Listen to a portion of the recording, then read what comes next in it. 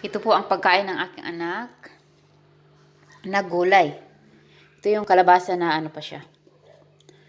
Para siyang upo pero kalabasa po ito. Bata pa na kalabasa. Tapos carrots. Tapos long beans. Sitaw.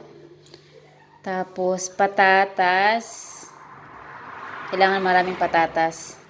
Tapos lagyan ko ng sibuyas. Tapos may sidano. Sidano yung ano, maraming vitamins din ito. Parang ano sa atin, tanglad.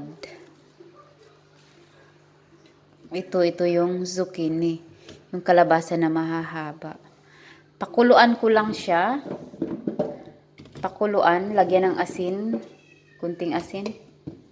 Tapos yun lang. I-blend ko na siya kasi yung anak ko ayaw niyang kumain ng buo-buo. Mas gusto niya yung cream. Nasanay siya. Kaya itong kaldero ko ngayon, punong-puno ito ng gulay niya. Tapos, yung iba ilagay ko sa freezer para hindi ako araw-araw nagluluto. Kukunin ko lang sa freezer at iinitin.